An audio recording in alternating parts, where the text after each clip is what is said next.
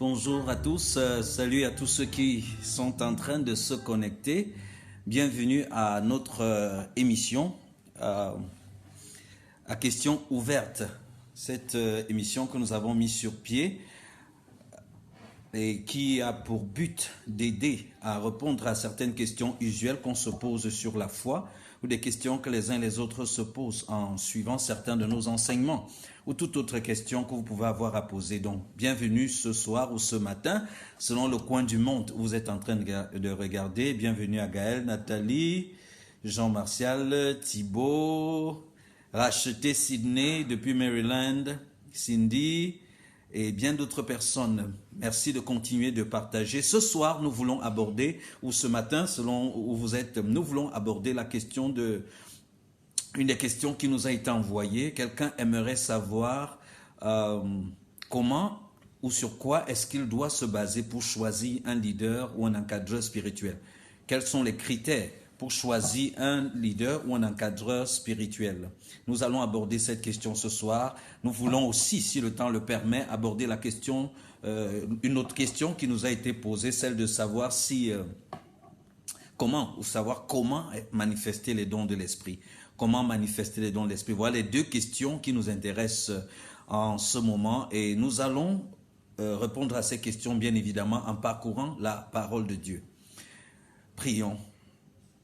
Père éternel, louange et gloire te soient données à jamais pour ce merveilleux don que tu nous as fait. En nous unissant à toi par Jésus-Christ, en qui tu as fait de nous des fils. Nous te célébrons pour l'œuvre glorieuse de la croix. Nous te célébrons pour cette union, cette identification totale en Christ, en sa personne et son œuvre, et pour le privilège qui nous a été accordé d'avoir part à l'héritage des saints en Jésus. Merci pour ton esprit vivant et s'exprimant en nous et au travers de nous. Nous nous laissons aller à sa direction, à sa conduite en ce moment, dans la compréhension de ces vérités, au nom puissant de Jésus-Christ. Amen. Donc, une fois de plus, bienvenue à chacun. Nous sommes donc en train d'aborder la première question, comment choisir un leader spirituel? Et en parlant de comment choisir un leader spirituel, je voudrais commencer par parler de certaines choses qui sont pratiquées et qui ne sont pas nécessairement le chemin biblique dans la prise de telles décisions, dans ce genre de choix. Très souvent, on a l'impression que si quelqu'un nous a présenté l'évangile de Jésus-Christ et que nous avons reçu cet évangile par cette personne, automatiquement, cette personne devient notre père ou notre leader spirituel ou notre mentor. Ce n'est pas toujours le cas. Parce qu'on peut, par exemple, dans le cadre d'une croisade, présenter l'évangile à des milliers de personnes. Nous n'allons pas devenir le père spirituel de toutes ces personnes. Si on prend une analogie de la vie courante, un père est généralement celui qui non seulement n'est pas toujours celui qui nous a enfantés, mais est surtout celui qui nous a bâtis, celui qui nous a nourris, celui qui nous a équipés, qui nous a encadrés pour que nous puissions croître. Donc un père spirituel a plus à voir avec la fonction d'encadrer, de bâtir, de prendre soin qu'avec un acte ponctuel qui se serait produit à un certain moment. Donc, voilà déjà ce que nous pouvons dire par rapport à ça. Il y a aussi une confusion que les gens ont entre le concept de père spirituel ou surtout de leader, de mentor, de coach. De manière simple, nous pouvons dire que leader vient de lead en anglais qui signifie diriger, conduire, montrer la direction. Donc un leader, c'est quelqu'un qui vous aide non seulement à identifier la direction du Seigneur pour votre vie, mais qui vous encadre dans l'accomplissement ou dans la poursuite de cette direction. C'est quelqu'un qui vous inspire et qui vous communique la motivation nécessaire pour pouvoir avancer et dans la direction qui a été identifiée comme étant la direction de Dieu pour votre vie. Donc ça, c'est très important. Voilà un peu ce que c'est que le leader. Et si on prend le concept de mentor, le mentor est différent du leader. Le mentor, c'est quelqu'un qui a de l'expérience, qui a une longue expérience dans un domaine précis dans lequel vous avez besoin de vous développer. Donc un mentor n'est pas nécessairement un leader. Un leader a à voir avec la direction globale de votre vie, alors qu'un mentor a à voir avec un aspect spécifique dans lequel lui, il a de l'expérience, il ou elle a de l'expérience et peut donc, à partir de son expérience, vous donner une certaine sagesse, vous communiquer une certaine sagesse pour que vous puissiez éviter, par exemple, certaines erreurs qu'il a dû faire ou alors que vous puissiez apprendre de ce qu'il a dû apprendre pendant son parcours pour pouvoir aller plus vite ou exceller dans ce domaine-là. Donc voilà globalement ce que c'est qu'un mentor. S'il fallait faire une comparaison formulée entre le leader et le mentor, on va dire que le leader, il vous intéresse par rapport à sa direction. Il vous intéresse par rapport à sa direction, c'est-à-dire par rapport à l'avenir, par rapport à là où vous allez. Alors que le mentor, lui, vous intéresse par rapport à son passé, d'où il vient. Voilà, donc généralement, en un moment, on ne peut pas avoir plusieurs leaders. On ne peut pas suivre deux personnes à la fois. On ne peut pas être canalisé par deux personnes au même moment parce que on risque de se retrouver en train d'aller dans plus d'une direction. On ne peut pas aller à deux directions à la fois. On ne peut pas aller à gauche et à droite en même temps. On ne peut pas aller devant et derrière en même temps. Donc, il est recommandé en un seul moment d'avoir un leader. Quelqu'un qui vous inspire et qui canalise votre direction vers l'accomplissement du but de Dieu pour votre vie. Je précise aussi que le leader n'est pas quelqu'un qui vous entraîne là où il veut. Je ne veux pas entrer dans les termes compliqués, étymologiques et toutes les définitions de leadership qui existent, mais voici ma définition avec la grâce de Dieu que j'ai eu à pouvoir diriger pendant près d'une quinzaine d'années, notamment dans le contexte du corps de Christ. Je voudrais aborder le leadership comme je le formule toujours, je dis, un leader n'est pas celui qui utilise les autres pour accomplir sa vision. Ça, c'est très courant dans le corps du Christ. Des personnes qui s'appellent leaders, qui voient en les personnes qui viennent vers eux des outils, des instruments, des employés, parfois même des esclaves, pour les aider à arriver là où ils veulent arriver. Non, ça, c'est pas le leadership. Le leader, fondamentalement, utilise plutôt sa vision pour amener les autres à l'accomplissement. En d'autres termes, le but d'un leader, c'est de développer des leaders. Et développer des leaders, c'est aider des personnes à identifier le but de Dieu pour leur vie et encadrer, inspirer, coacher, motiver ces personnes pour qu'ils puissent devenir tout ce que Dieu a prévu qu'ils soient. Voilà le véritable rôle ou le rôle premier d'un leader, développer les autres pour qu'ils deviennent le meilleur de ce que Dieu a prévu qu'ils soient dans leur vie ou dans leur génération. Donc c'est très important de comprendre ce concept dans le leadership et de se dire qu'un leader, donc, c'est quelqu'un qui joue effectivement ce rôle, qui non seulement vous inspire, qui non seulement vous motive, mais à ce fardeau de vous voir devenir le meilleur de ce que Dieu a prévu que vous soyez. Un leader ne devrait donc pas se retrouver en compétition, en concurrence avec quelqu'un qui l'entraîne en cadeau. Au contraire, la joie d'un vrai leader, c'est de voir que les personnes qu'il a dirigées, qu'il a inspirées, sont en train de faire mieux que lui. Vous vous souvenez, le Seigneur Jésus disait: tout disciple accompli est semblable à son maître. En d'autres termes, un disciple ne va pas dépasser son maître. Ça, c'est en termes de statut. Mais il dit, celui qui croit en moi fera les œuvres que j'ai faites et il en fera même de plus grandes. Donc si tu crois en Jésus, Jésus s'attend à ce que tu fasses les œuvres qu'il a faites et que tu le dépasses, que tu fasses plus que lui. Donc un leader est en train de bâtir des personnes pour que ces personnes puissent faire plus d'œuvres que lui il en a faites. Il donne ce qu'il a, sa motivation, l'inspiration, sa connaissance, sa canalisation, son encadrement à cette jeune personne pour que cette jeune personne puisse accomplir des choses encore plus grandes que ce que le leader accomplit. Donc, tout leader, lorsqu'il encadre quelqu'un et la personne commence à exceller, la personne commence à devenir influente, se sent frustré ou entre dans un complexe, n'était probablement pas en train de faire du leadership, il faisait autre chose. Le but d'un leader ne doit non plus être que celui que j'encadre puisse reproduire mon ministère ou reproduire ce que je suis en train de faire, ma vie. Non. Chacun tient de Dieu un but précis pour sa vie. Chacun tient de Dieu un appel précis qu'il doit accomplir. Alors le but de leader, c'est de t'aider à discerner cela et à t'investir à fond pour accomplir cela le mieux que cela puisse être. En dehors du ministère où il t'a encadré ou dans ce ministère, mais le plus important, c'est que tu sois pleinement en train de faire ce que Dieu t'a créé pour faire. Et ça, c'est le rôle du leader de t'y amener. Par contre, le mentor, on peut avoir plusieurs mentors. Il disait qu'on ne peut pas avoir plusieurs leaders à la fois, mais on peut avoir plusieurs mentors. Je peux avoir un mentor qui, le mentor, c'est celui qui a de l'expérience dans un aspect précis où tu manques justement de l'expérience, où tu as besoin de direction. Donc le mentor peut être quelqu'un, tu peux avoir un leader qui est en train de te canaliser dans une certaine direction, mais tu as des aspects de ta vie, que tu dois développer pour mieux accomplir cette vision. Mais ton leader n'est pas nécessairement équipé pour te développer dans cet aspect. En accord, en harmonie avec ton leader, vous allez trouver un mentor pour t'assister, pour te conseiller dans ce domaine précis pour que tu puisses te développer. Je vais par exemple dire que je prends le cadre on va dire quoi, prenons peut-être le cadre de l'école formelle. Il y avait à l'école ce qu'on appelait le prof titulaire. Dans une salle de classe, peut-être de seconde C, il y a un enseignant titulaire. Il est un peu comme le responsable de la salle de classe. Il est un peu celui qui dirige les choses concernant cette salle de classe, qui canalise la formation des personnes qui sont dans cette salle de classe.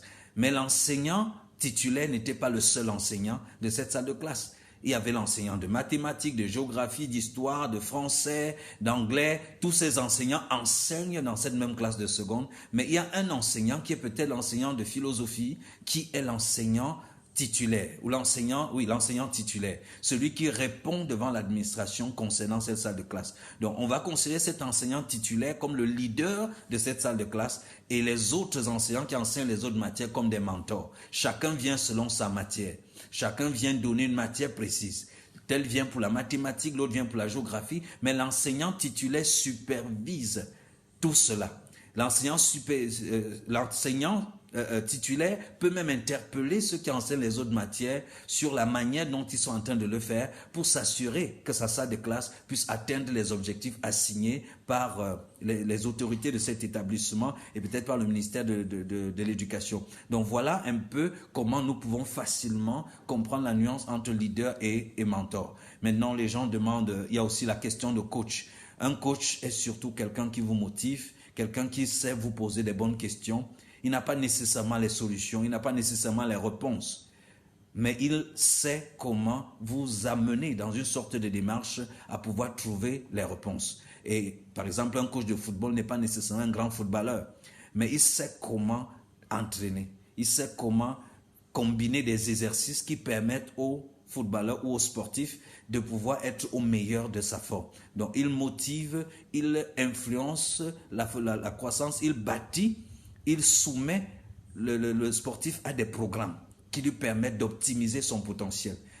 Donc voilà un peu de manière ramassée la nuance qu'on peut apporter au niveau de tous ces concepts. Donc la question de ce soir, c'est comment donc choisir un leader spirituel?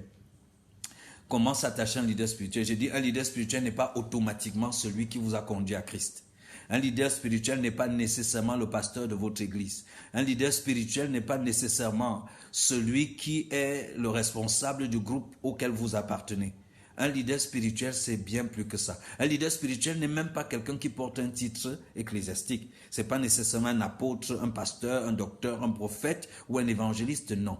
Bibliquement, ce qui caractérise le leader spirituel, c'est autre chose. Et si vous connaissez ces caractéristiques et vous avez l'intégrité de vous baser sur ces caractéristiques pour choisir un leader spirituel, alors vous allez choisir certainement un bon leader spirituel. Il y a votre Dieu, certes, participe dans le choix d'un leader spirituel, mais vous avez également votre responsabilité. C'est comme le choix du conjoint.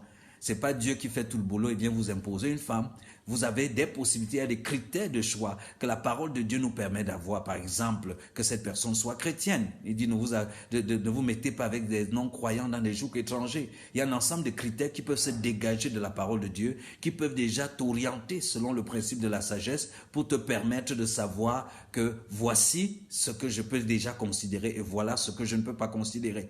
Donc, dans le contexte du choix du leader également, c'est certes le Saint-Esprit va nous guider, nous faisons tout ce processus dans la prière, mais il y a un ensemble de critères, il y a un ensemble d'éléments bibliques qui peuvent déjà nous permettre d'éliminer au maximum des personnes qui s'imposent parfois à nous en disant qu'ils sont les leaders. Déjà, le leader, c'est une autorité spirituelle. La Bible nous dit que toute autorité vient et est établie par Dieu. Donc, c'est une autorité spirituelle. Et je le disais encore l'autre jour, une autorité spirituelle authentique n'est pas quelqu'un qui est en train de revendiquer qu'on le reconnaisse comme autorité spirituelle. Une autorité spirituelle authentique, c'est pas quelqu'un qui s'impose aux autres en exigeant qu'on l'appelle de tel nom ou qu'on les traite de telle façon ou qu'on leur donne des dîmes ou des offrandes ou qu'on les invite pour ouvrir tel événement. Ou quand quelqu'un commence à réclamer quelqu'un reconnaît son autorité, c'est souvent la preuve même que cette personne n'a aucune autorité. Le Seigneur Jésus disait, ceux qui gouvernent dans ce monde, ceux qui sont établis pour gouverner dans ce monde, parlant du gouvernement institutionnel que nous avons par exemple dans notre pays, il dit ceux-là qui sont établis font quoi? Ils dominent et tyrannissent sur ceux qu'ils gouvernent. Ils dominent et ils tyrannisent ceux qu'ils gouvernent. Jésus dit, il n'en sera pas ainsi au milieu de vous. En d'autres termes, le système de gestion, de fonctionnement dans l'Église est complètement opposé au système dans le monde. Cette hiérarchisation pyramidale que nous voyons dans les sociétés, dans l'organisation officielle des pays, des États, des villes, ainsi de suite, Jésus dit que ce n'est pas comme ça que ça va se passer dans le corps de Christ. Il ne va pas avoir cette hiérarchie pyramidale où les gens dominent sur les autres parce que je suis apôtre, parce que je suis docteur. Ça veut dire que Dieu m'a élevé, vous êtes petit, moi je suis en haut, vous devez me faire des révérences quand vous me voyez. Si un jour vous osez m'appeler François, tu dis l'Esprit de Dieu va vous frapper, vous devez toujours dire Daddy, et ainsi de suite. Ça, ce n'est pas l'expression d'une autorité spirituelle authentique. L'autorité spirituelle authentique, pour continuer avec les propos de Jésus, Jésus dit, le plus grand d'entre vous doit être le serviteur de tous. Le plus grand d'entre vous doit être le serviteur de tous. Donc la grandeur, l'élévation dans le contexte du corps du Christ n'est pas liée à la position qu'on occupe, ni au titre qu'on porte. C'est lié à notre aptitude à servir. Un service inspiré par l'amour. Comme nous le dit en Corinthiens 13, quoi que je fasse, si ce n'est pas inspiré par l'amour, je ne suis en train de rien faire, je ne suis qu'une cymbale retentissante. Il est temps que dans le corps de Christ, on commence à authentifier les vraies autorités, les vrais serviteurs de Dieu, par le service effectif qu'ils sont en train de rendre, et non par le titre qu'ils portent, et non par la position qu'ils occupent. En réalité, on n'a pas besoin d'une position pour être un leader. On n'a pas besoin d'une position pour être influent. Les gens, comme nous allons le voir dans quelques minutes, les gens qui sont recommandés dans la Bible comme étant des gens dignes d'être suivis, d'être honorés, ça n'a pas été à cause de leur titre ecclésiastique, ça n'a même pas été à cause de la position qu'ils occupaient. Ça a été à cause du caractère qu'ils ont démontré, du service qu'ils ont manifesté, de l'amour qui inspirait ce caractère et ce service, de leur sens du sacrifice et même du risque à cause du nom du Seigneur et à cause de l'amour des frères. Donc il est très important, pendant que nous parlons de comment identifier un leader authentique, de savoir déjà ce que le leader authentique n'est pas. Il n'est pas quelqu'un qui a une position. Il n'est pas quelqu'un qui est président de l'association, président de l'église, président de ceci. Cela ne confère pas automatiquement une autorité spirituelle selon Dieu. Ce n'est pas le titre qu'il porte. Vous voyez, quand quelqu'un, par exemple, pasteur, ou moi, bon, je prends mon exemple, on dit je suis docteur de la parole de Dieu, c'est-à-dire je suis enseignant de la parole de Dieu. C'est un don. Ce n'est pas parce que j'ai tellement été saint, j'ai tellement agi bien que Dieu a trouvé que pour me récompenser, il m'élève en position de docteur de la parole. Non, c'est un don. Ça veut dire que même quand j'étais nouveau converti, ça se voyait déjà que j'allais enseigner.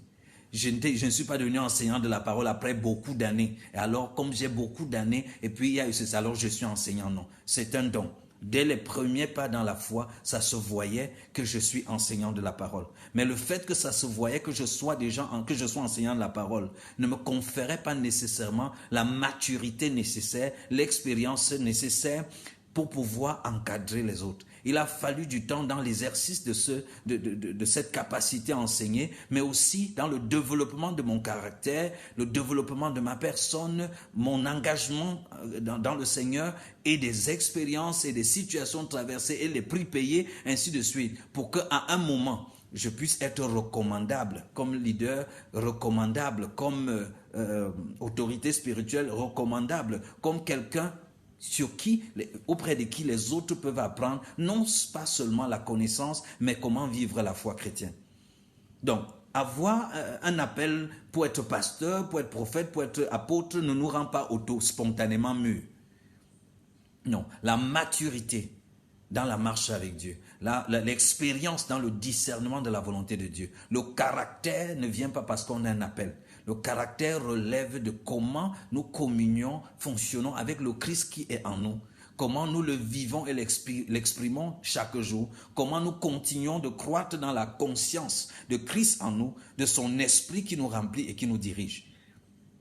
Donc, c'est clair, j'espère que l'autorité spirituelle n'a pas à voir avec un titre qu'on porte, une position. Il y a des apôtres immatures, il y a des prophètes immatures et qui ne sont pas recommandables pour l'instant, parce qu'ils sont immatures, d'être des leaders spirituels, d'être même des pères spirituels ou d'encadrer d'autres personnes.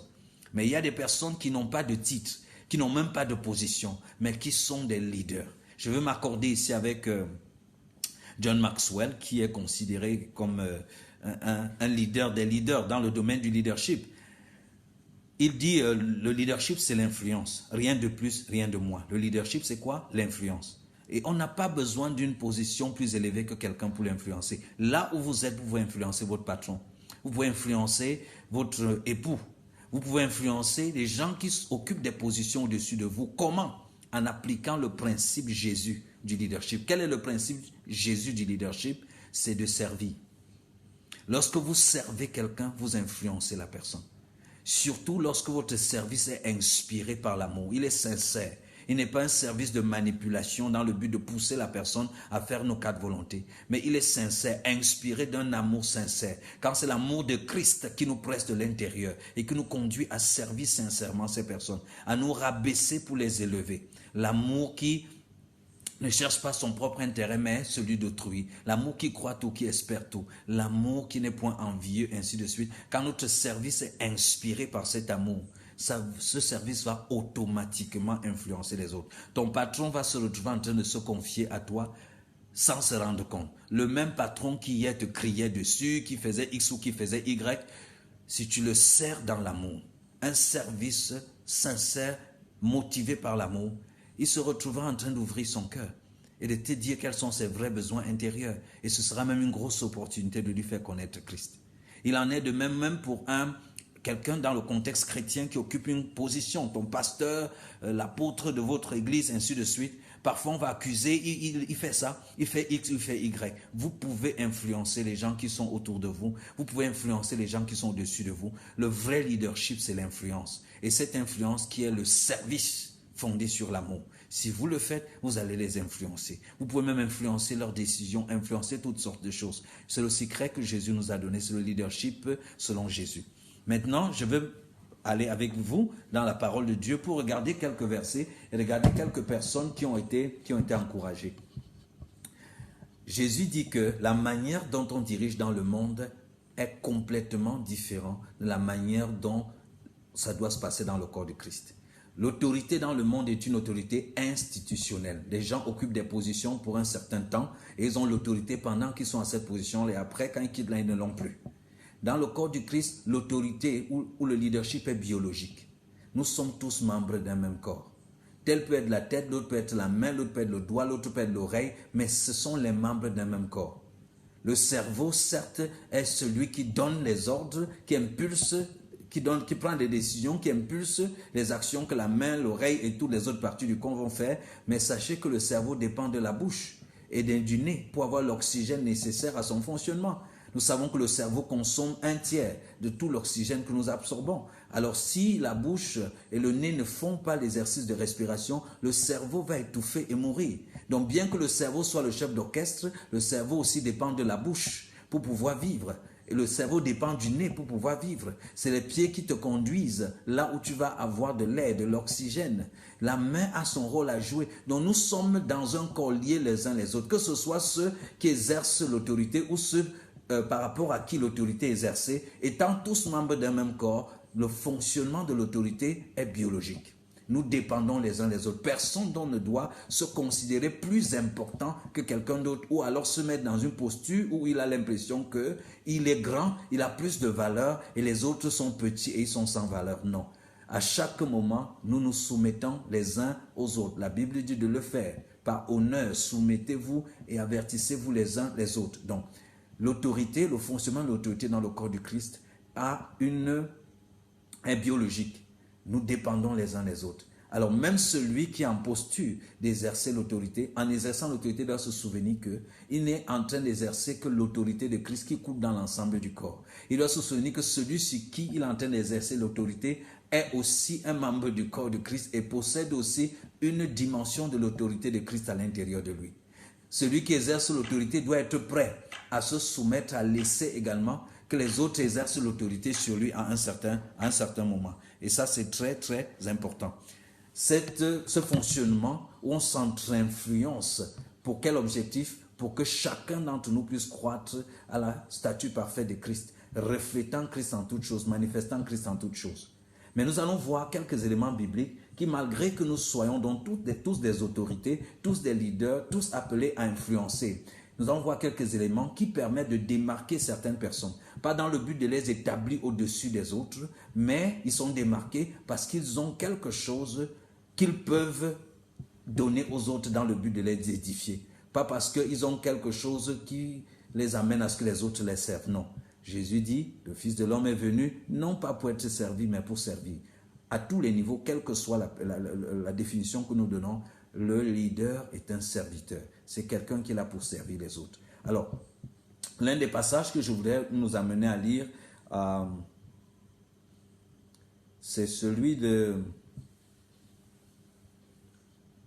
Ok, nous allons lire un pièce. Donc, qu'est-ce que je dis? Voilà, nous lisons 1 Corinthiens chapitre 16, verset 15 à 18. 1 Corinthiens chapitre 16, verset 15 à 18. Là, je lis, il est écrit, « Or, je vous exhorte, frères, vous connaissez la maison de Stéphanas, qu'elle est les prémices de la caille et qu'ils se sont voués au service des saints. » Ça, c'est entre parenthèses. Il dit donc, « Or, je vous exhorte, frères, à vous soumettre, vous aussi, à de tels hommes, et à quiconque coopère à l'œuvre de Dieu et travaille.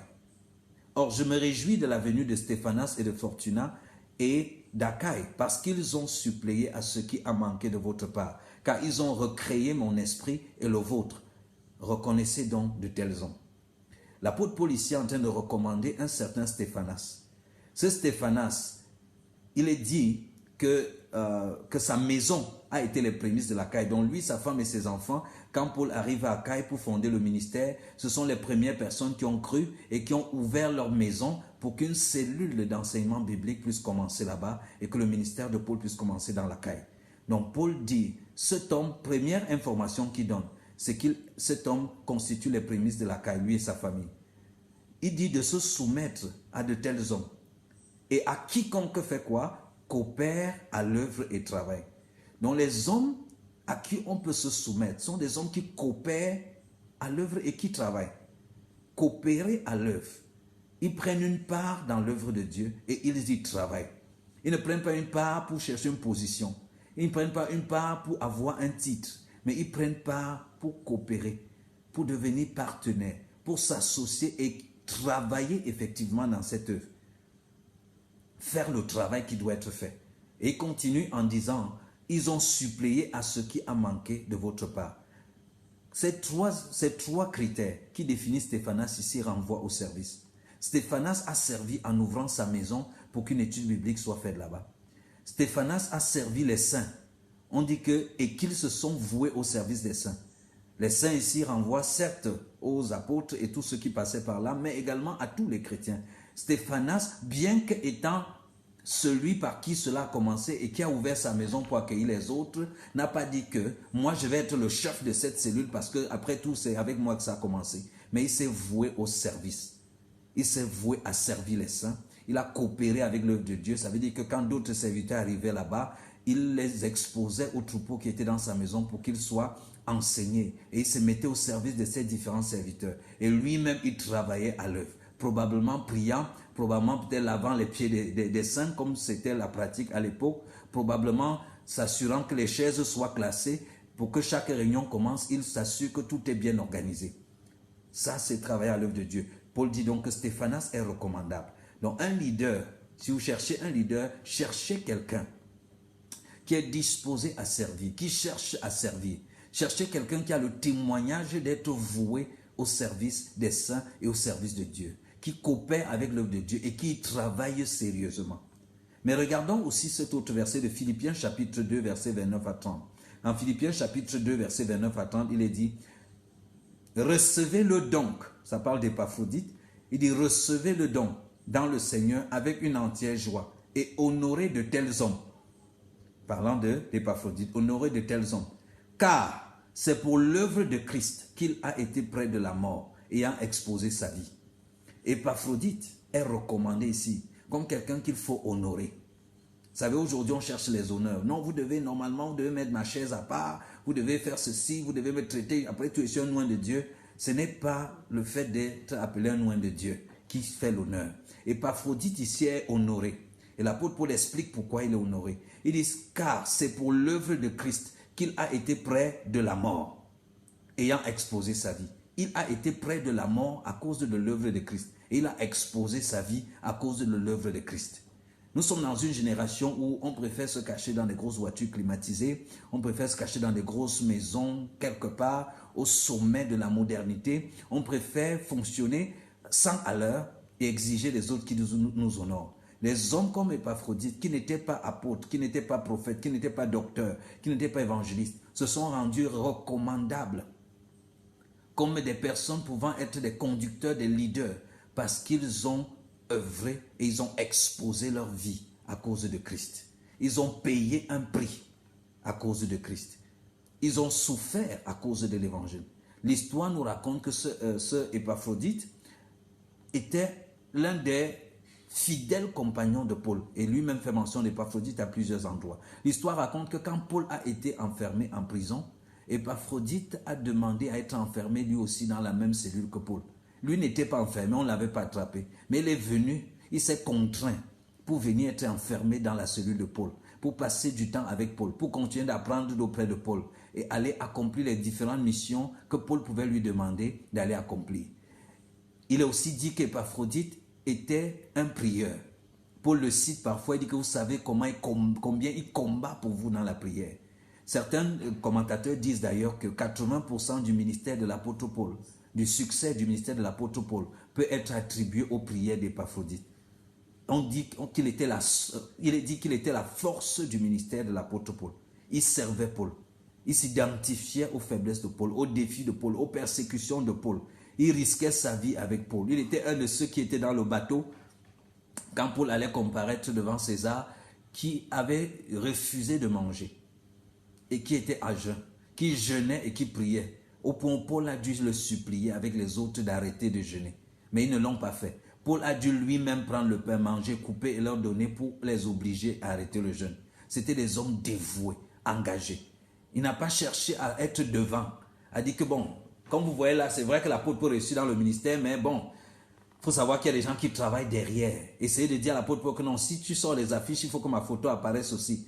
Essayez de dire à l'apôtre Paul que non, tu devrais quand même me nommer officiellement directeur connu de tous tes programmes. Il travaillait dans l'ombre, mais il travaillait efficacement. Celui qui l'a mis devant, c'est l'apôtre Paul. Il ne s'est jamais mis devant. C'est Paul qui fait connaître Épaphrodite. Il n'a même pas écrit un document pour laisser. Pourtant, il a aidé chaque fois à diffuser ce que Paul produisait.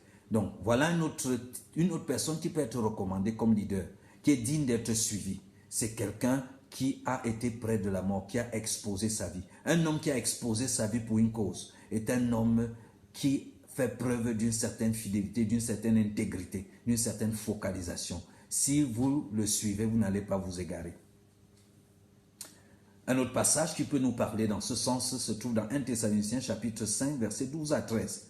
Là, il est dit, « Or, nous vous prions, frères, de connaître ceux qui travaillent parmi vous. » En d'autres termes, il y a certains qui ne travaillent pas. Ils sont là parmi vous, mais ils ne travaillent pas. N'allez pas choisir un leader qui ne travaille pas. Connaissez ceux qui travaillent parmi vous et qui sont à la tête parmi vous dans le Seigneur. Ils travaillent et ils sont à la tête. Pas qu'ils sont à la tête seulement, mais ils travaillent. Connaissez ceux qui travaillent et qui sont à la tête parmi vous dans le Seigneur et qui vous avertissent. Un leader, c'est quelqu'un qui travaille. C'est quelqu'un qui t'avertit, qui t'interpelle. Il te porte à cœur. Donc il dit que ceux-là qui travaillent parmi vous, qui sont à la tête parmi vous dans le Seigneur et qui vous avertissent. Il dit estimez-les très hautement, en amour, à cause de leur œuvre. Estimez-les comment? Très hautement. À cause de quoi? À cause de leur œuvre. Ne les estimez pas à cause de leur titre. Ne les estimez pas à cause de beaucoup de bruit qu'ils font. Ne les estimez pas à cause de la position qu'ils occupent. Estimez-la à cause de l'œuvre qu'ils accomplissent. Oh oui, je suis enseignant de la parole. J'insiste beaucoup sur la doctrine qui est enseignée. Je tiens à ce que la doctrine qui est enseignée soit la bonne doctrine. Mais il y a des hommes et des femmes de Dieu. La doctrine n'est pas tout à fait ça. Mais ils sont des personnes qui œuvrent, qui ont sacrifié leur vie à cause du Seigneur. Quelqu'un peut ne pas connaître les choses comme il doit connaître, mais son œuvre peut le recommander. Les hommes et les femmes qu'on suit doivent être des personnes qui travaillent, des personnes qui œuvrent. Et vous devez les estimer et les honorer à cause de leur œuvre, pas à cause de leur position. Nous pouvons également lire Hébreux 13,5. Souvenez-vous de vos conducteurs. Le terme là, c'est conducteurs. Qui vous ont annoncé la parole. Ah oui, un leader doit être quelqu'un qui t'annonce la parole de Dieu. Quelqu'un qui te communique la parole de Dieu. Il dit considérer quelle a été la fin de leur vie et imiter leur foi. Une foi imitable, imiter leur foi. Voilà les conducteurs recommandables. Des personnes qui vous communiquent la parole de Dieu. Des personnes qu'on dit de considérer quelle a été leur fin. C'est pour dire qu'ils sont allés jusqu'à la fin. Voilà, j'ai parlé d'Hébreux 13, verset 7, pas le verset 6, Hébreux 13, verset 7. Voilà. Il dit que de telles personnes, on peut les imiter en regardant à leur fin. S'ils sont arrivés à la fin, c'est qu'ils ont tenu tout au long du trajet. Ils ont persévéré jusqu'au bout. Un leader, c'est quelqu'un qui fait preuve de persévérance, d'endurance. On peut retracer sa persévérance. Il est passé par des épreuves. Il a tenu bon, il a gardé la foi. Comme Paul dit à Timothée, j'ai combattu le bon combat, j'ai gardé la foi. C'est quelqu'un qui combat le bon combat, qui garde la foi. Il est passé par des hauts et des bas, il a roulé à gauche, à droite, on l'a persécuté, on l'a insulté, il a tenu. Il a gardé l'intégrité du message. Il n'a pas tordu le sens de la parole de Dieu parce qu'il voulait gérer X ou gérer Y. Il n'a pas voulu ménager les X et les Y de la vie. Il est resté ferme sur la vérité. Il a préféré souffrir, être rejeté, être méprisé même à cause de la vérité. Et à la fin, il avait gardé la foi. Il était resté fidèle à la vérité. Paul dit que de tels hommes peuvent être des leaders. Est-ce que vous constatez que jusqu'ici, de tous les versets qu'on a lus, on n'a pas encore recommandé un apôtre, un prophète, un docteur ou un pasteur ou un évangéliste? Ces titres, on ne se base pas dessus. Mais des critères beaucoup plus profonds qui envoient avec les services. Hébreux chapitre 13, verset 17. Tout à l'heure, nous avons lu le verset 7, maintenant c'est le verset 17. Là, il est dit, obéissez à vos conducteurs et soyez soumis. Obéissez à vos conducteurs et soyez soumis. Car ils veillent pour vos âmes, comme ayant à rendre compte. Donc ici, il est dit, obéissez à vos conducteurs et soyez soumis. Pourquoi? Parce qu'ils veillent pour vos âmes. Ça veut dire qu'un conducteur veille pour l'âme des personnes qu'il est en train de conduire. Sachant qu'il doit rendre compte. Il veille sur cette âme avec crainte et tremblement. Oui, l'apôtre Pierre disait que je vous écris, à vous anciens, moi ancien comme vous, à prendre soin du troupeau sur lequel vous avez été établi. Non pas en tyrannisant sur eux, mais avec amour et douceur. Allez paître avec amour et douceur, sachant que vous aurez à rendre compte.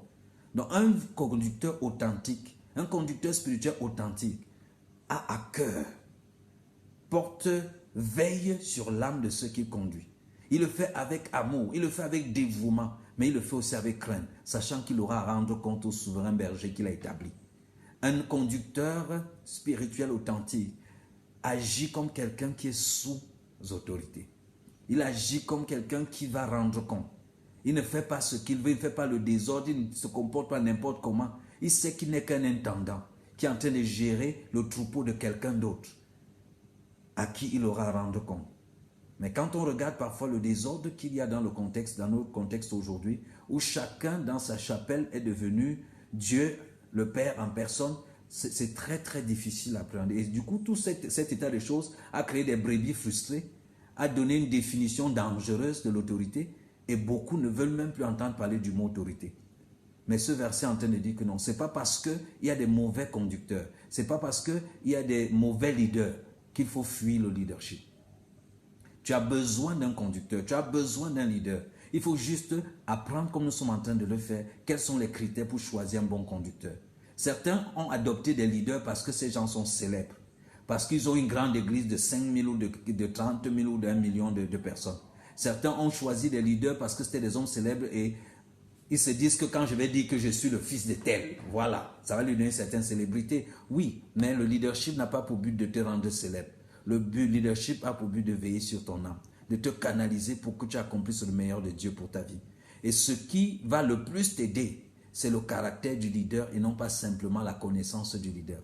La connaissance ne transforme pas, mais le caractère influence, le caractère impacte. Alors, si tu cherches un leader, ne regarde pas simplement à la connaissance, ne regarde pas simplement à la célébrité, mais regarde au caractère. Est-ce qu'il y a une démonstration de l'amour? Est-ce qu'il a un esprit sacrificiel? Est-ce qu'il est dévoué à aider les autres à devenir le meilleur de ce que Dieu a prévu? Est-ce que c'est quelqu'un qui paye le prix? Est-ce que c'est quelqu'un qui demeure cohérent, qui demeure intègre dans l'enseignement qu'il est en train de donner? Ces éléments sont très très importants. Ce genre de leader peut ne pas être célèbre. Ce genre de personne peut ne pas être le genre de personne qu'on applaudit ou qu'on voit sur les affiches. Il y a des leaders cachés. La plupart des vrais leaders ne sont pas ceux qu'on voit partout là. Ils sont cachés, ils sont parfois retirés. Un esprit paisible, une douceur impressionnante, une profondeur qui ne relève pas simplement des choses qu'ils ont lues dans les livres ou qu'ils ont survolées dans la Bible, mais qui est mélangée à l'expérience de la marche avec Dieu, à l'expérience du discernement de la volonté de Dieu au fil des ans. Ça, c'est très important. Donc, maintenant, si vous savez quel genre de conducteur il ne faut pas suivre, si vous avez maintenant le genre de conducteur que nous venons de décrire, qui est digne d'être suivi, si vous avez un tel conducteur, comme votre leader, vous avez le devoir de lui obéir et de lui être soumis. Il ne faudrait pas que le fait qu'il y ait de mauvais conducteurs soit un prétexte pour être sous un leadership et être rebelle et révolté. Non. Tu dis, oh non, il y a des mauvais conducteurs. Maintenant, tu sais comment discerner un bon conducteur. Quand tu auras discerné un bon conducteur, vas-tu lui être obéissant? Vas-tu lui être soumis? Parce qu'il faut reconnaître qu'en même temps, beaucoup de chrétiens veulent se diriger soi-même. Ils ne veulent accepter le leadership de personne dans leur vie. Ils veulent se diriger soi-même. Et dire qu'il y a des mauvais leaders, il y a des leaders qui abusent, semble parfois être un simple prétexte pour ne pas marcher dans la soumission à l'autorité. Le passage dit « obéissez à vos conducteurs ». J'aimerais préciser que le terme utilisé ici pour dire « obéir », c'est un terme grec qu'on peut traduire plus exactement par « laissez-vous persuader ». Laissez-vous persuader. Il ne s'agit pas de l'obéissance de faire tout ce que le leader va te dire de faire, même si c'est mauvais, non. Il s'agit de se laisser persuader. Le leader, en principe, qui respecte les critères que nous avons énumérés, est quelqu'un qui aime Dieu, est quelqu'un qui vit vraiment pour Dieu, est quelqu'un qui tient à ce que tu sois rempli de la parole de Dieu, est aussi quelqu'un qui tient à faire de toi le meilleur de ce que Dieu a prévu. Une telle personne, comme quand tu l'as identifié, tu n'as pas à vivre sous lui dans une méfiance. Tu dois lui faire confiance.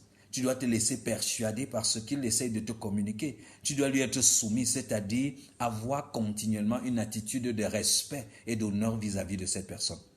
Donc, quand nous regardons tous ces différents critères énumérés par la parole de Dieu, nous pouvons peut-être conclure avec les versets en regardant 1 Pierre 5, 5, où il est dit « De même, vous qui êtes jeunes, soyez soumis aux anciens. » C'est d'ailleurs là que je vais conclure sur la réponse de cette question. Soyez soumis aux anciens. Vous qui êtes jeunes, soyez soumis aux anciens. Vous voyez que le critère ici, c'est être ancien. On n'a pas dit soyez soumis aux apôtres, soyez soumis aux docteurs, soyez soumis aux prophètes. Non. On est soumis vers à quelqu'un que lorsqu'il est ancien. Et le mot ancien ici est un mot qui permet d'intégrer tous les différents critères que nous avons vus. Un ancien, c'est quelqu'un qui coopère à l'œuvre de Dieu et qui travaille. Un ancien, c'est quelqu'un qui a l'expérience et le témoignage d'avoir livré sa vie, d'avoir payé le prix à cause du Seigneur. Un ancien, c'est quelqu'un qui est rempli de la parole de Dieu et qui prend plaisir, qui est passionné à la communiquer, à voir les autres vivre selon la parole de Dieu, vivant, ayant lui-même le témoignage d'avoir vécu selon cette parole. Un ancien ici, c'est quelqu'un qui cherche à servir les autres. Vous voyez l'histoire de Jésus avec l'aveugle Bartimée à Jéricho. Quand Bartimée arrive devant Jésus, Jésus lui pose la question, « Que veux-tu que je fasse pour toi ?» Et Bartimée dit que je vois. Jésus dit « vois ». Lorsque nous lisons ce texte en français, ça peut passer inaperçu. Mais quand on prend les textes originaux, notamment le grec, qui est utilisé là-bas, on se rend compte que Jésus a laissé la phrase normale qu'on utilise pour dire que veux-tu que je fasse pour toi? Il a laissé la phrase courante qui est utilisée pour dire cela dans le grec normal. Il a pris une phrase qui était comme une sorte d'expression idiomatique que les esclaves utilisaient pour s'adresser à leur maître quand leur maître arrivait à la maison. En d'autres termes, quand un maître rentrait et arrivait à la maison, l'esclave se mettait à genoux et disait à son maître: que veux-tu que je fasse pour toi? C'est cette expression que Jésus a utilisée avec l'aveugle Bartimée, se révélant pleinement que lui, Jésus, est l'esclave de Yahweh, l'esclave de Dieu, qui est là pour servir Dieu en servant l'humanité. Tu ne peux pas prétendre servir Dieu sans servir l'homme qui est fait à l'image de Dieu ou le chrétien qui est l'image et la ressemblance de Dieu. Jésus dit à Bartimée: que veux-tu que je fasse pour toi? Un leader authentique, un conducteur qui est digne d'être suivi, est un homme qui vit une vie de que veux-tu que je fasse pour toi? Une vie de quelle façon est-ce que je peux t'aider? Comment puis-je te rendre meilleur? Comment puis-je participer à ta croissance? Quels sont les besoins que je peux combler à ton endroit? Voilà comment un berger regarde les brebis. Voilà comment un conducteur regarde ce qu'il conduit. Voilà le fardeau qui pèse sur son cœur. Voilà le fardeau qui a pesé sur le cœur des vrais leaders, comme l'apôtre Paul, comme Jésus et comme d'autres que nous pouvons retrouver dans les Écritures. Et il y en a aujourd'hui encore qui sont des vrais leaders, qui sont des personnes qui savent porter le fardeau des autres, les accompagner, les encadrer et ainsi de suite. Bien évidemment, celui qui est dirigé a aussi des devoirs et des responsabilités à l'endroit de celui qui le dirige. Vous vous souvenez l'apôtre Paul qui dit à Timothée: souffre avec moi comme un bon soldat du Christ, souffre avec moi. Tu as suivi de près ma doctrine, tu as suivi, n'aie pas honte de mes chaînes. Donc, je dois participer si je suis sous un leader, notamment un conducteur, selon les critères que nous venons de voir. Si je suis sous un tel conducteur, le Seigneur, cela est agréable à Dieu. Cela glorifie le Seigneur que je participe aux épreuves de ce leader, que je contribue à ces épreuves, que je m'identifie à ces épreuves, que je n'ai pas honte de lui, que je puisse m'affirmer, que je puisse me réjouir même d'être sous son leadership. Paul dit à Timothée que enseigne ces choses, affirme-les avec assurance, sachant de qui tu les as apprises. Donc, Paul ne veut pas que Timothée soit nonchalant, soit passif, mais qu'il puisse affirmer avec assurance, sachant qu'il a appris de l'apôtre Paul. Donc, se reconnaître sous un certain leadership n'est pas un péché, ce n'est pas nécessairement le culte de la personnalité, surtout tant que ce n'est pas ce leader qui t'impose de le faire.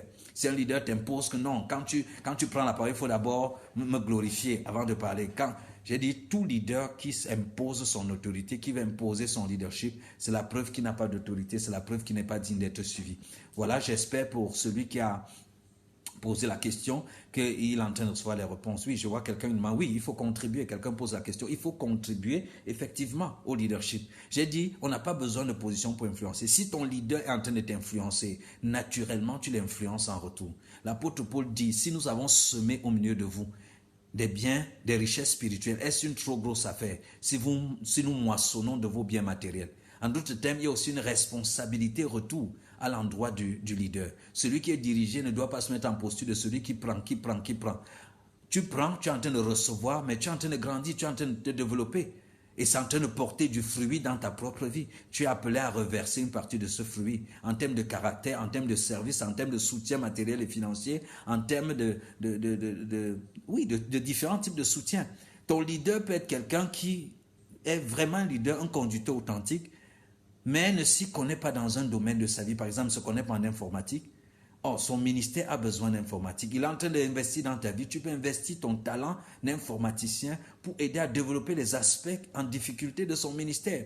Là, tu es en train de participer justement à l'aider à être un meilleur leader, pour qu'il se concentre sur les choses qui vont lui permettre d'être un meilleur leader. Donc, il ne faudrait pas que ceux qui sont sous le leadership également restent dans une posture de passivité, estimant que le leader, c'est lui qui a les engagements, c'est lui qui doit tout faire. Non. Vous avez aussi de très grands engagements à l'endroit de votre leader.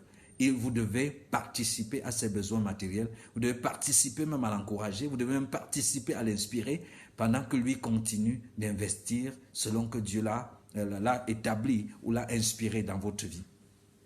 Donc voilà pour cette question qui a été posée. Comment discerner ou choisir un leader spirituel? Nous avons parcouru la question. Il peut rester peut-être des zones d'ombre. Vous pouvez toujours laisser vos questions en commentaire et nous allons pouvoir revenir à cette question les prochaines fois. Et je crois que nous sommes en train de tirer vers la fin de cette diffusion aujourd'hui. La question au sujet des dons, la manifestation des dons du Saint-Esprit, nous allons la reconduire pour la semaine prochaine. Nous ne voulons pas aller au-delà de d'une heure dans le contexte de notre émission. Merci à tous ceux qui sont connectés. Merci de continuer de partager. Nous sommes au début, nous sommes en train de... Il y a peut-être des choses qui ne sont pas encore totalement réglées comme cela se doit, mais par la grâce de Dieu, nous y travaillons. Si vous avez quelques idées, quelques apports sous quelque forme que ce soit qui peut nous aider à améliorer ce que nous sommes en train de faire, vous pouvez nous écrire en inbox à l'adresse de la CADEF, en inbox et apporter vos suggestions, vos recommandations ou toute autre contribution sous quelque forme que le Seigneur vous mettra à cœur. Je profite, pendant que je suis en train de conclure cette présentation de ce soir sur le leader ou le conducteur qui est digne d'être suivi, je profite également pour annoncer à tous que la semaine prochaine, c'est-à-dire notamment à partir de lundi, nous allons avoir notre séminaire, le module 0, qui est un séminaire très très important. Donc, ce sera de lundi à samedi. Ce sera de lundi à samedi. C'est généralement de 17h à 20h30, tous les soirs de lundi à vendredi. Et puis le samedi, c'est 9h, 14h. On conclut par une célébration fraternelle avec la remise des attestations de participation. Comme nous l'appelons, c'est le module 0. Il y a tellement de choses sur les fondements de base de la foi chrétienne que beaucoup n'ont pas saisi. Et le chancellement, l'instabilité qu'on perçoit dans la vie de nombreux chrétiens, dans les églises aujourd'hui, c'est lié au fait qu'on a développé tellement de choses, mais on a laissé l'essentiel, qui est la personne de Christ seul et son œuvre seulement. Donc dans le module 0, nous revenons redécouvrir l'évangile, notamment l'évangile que Paul appelle mon évangile. Pourquoi il appelle cela mon évangile? Pourquoi est-ce qu'il va jusqu'à dire que si quelqu'un prêche un autre évangile que ce que lui prêche là, que la personne soit anathème, de quel évangile s'agit-il? Ça, nous le découvrons dans le module 0. Nous découvrons dans le module 0 le dessein éternel de Dieu.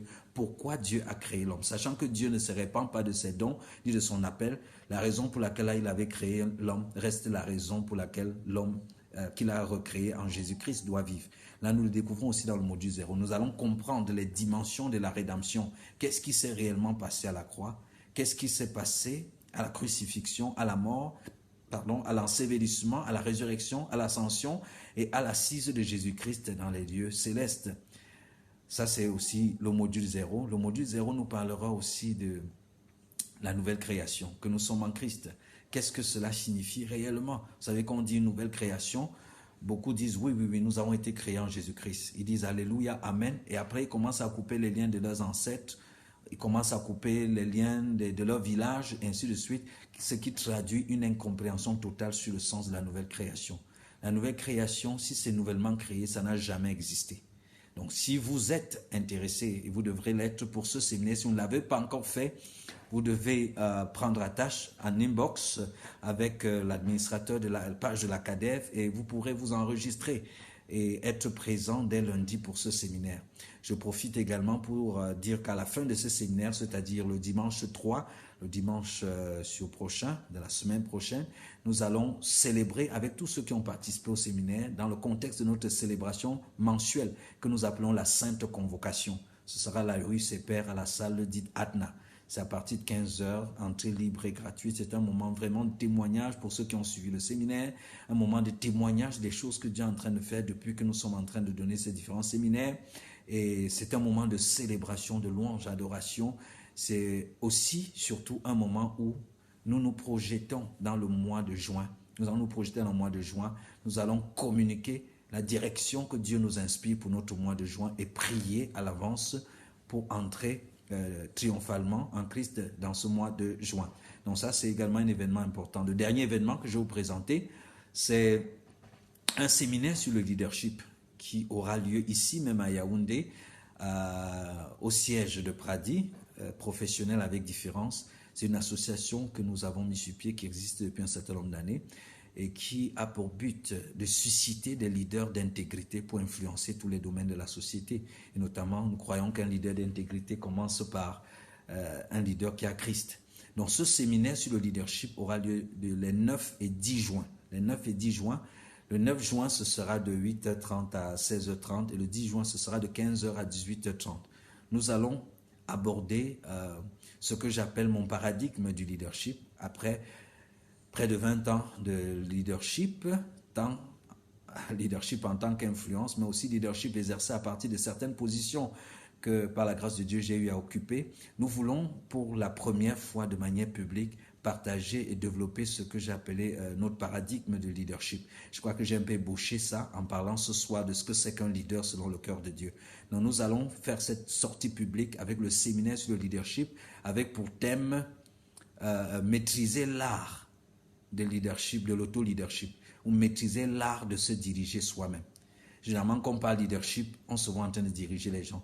Mais le leadership commence par se diriger soi-même. Le roi Salomon dit qu'il est plus facile de conquérir un empire que de se dominer soi-même. Comment apprendre à se dominer soi-même? Comment apprendre à développer des valeurs, des disciplines personnelles de fonctionnement qui nous permettent d'optimiser ce que nous avons accompli sur la terre selon le but de Dieu pour notre vie. Vous êtes tous invités, c'est 9 et 10, cela, les flyers et les connexions pour s'inscrire en ligne vont être disponibles. Je crois que Fanny, qui nous suit en ligne, peut même les poster là pour que vous puissiez vous enregistrer et participer à ce séminaire. Pour ceux qui sont en ligne, honnêtement, pour l'instant, je vois la question, honnêtement, pour l'instant, nous n'avons pas encore décidé si ça va être diffusé live ou pas. Donc, le mieux pour ceux qui sont à Yaoundé, c'est de s'inscrire. C'est de s'inscrire à l'avance. Le nombre de places est naturellement limité, comme le nombre de places du module 0, parce que notre salle ne peut contenir au maximum que 75 places pour l'instant. Donc, vous pouvez vous inscrire pour être sûr que vous allez pouvoir avoir votre place parmi les 75. Voilà quelques communications. Merci de rester connectés. Merci de laisser des questions qui vont nous permettre auxquelles nous allons par la grâce de Dieu apporter des réponses et des clarifications dans les émissions à venir. Merci à l'équipe multimédia de l'Académie des vainqueurs qui travaille pour que cette plateforme soit possible et que cette diffusion soit possible. Merci à tous les partenaires de l'Académie des vainqueurs, les partenaires d'ici et d'ailleurs. Vous êtes une véritable bénédiction pour cette œuvre et pour le royaume de Dieu. Je veux simplement prier et demander que la grâce qui est la personne de Christ même qui habite en vous, puisse vous remplir et contrôler tous les aspects de votre vie. Je prie que chacun d'entre vous, non seulement sache fonctionner correctement, discerner correctement les bons conducteurs, mais sache se soumettre et obéir aux bons conducteurs.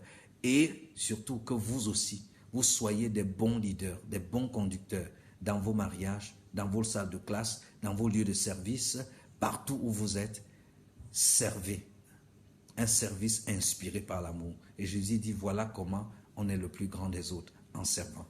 Merci, vous êtes la gloire de Dieu, vous êtes grandement bénis en Jésus-Christ. Rendez-vous jeudi prochain, lorsqu'il sera 20h, pour un autre moment de questions-réponses, un moment de questions ouvertes. Merci, à très bientôt.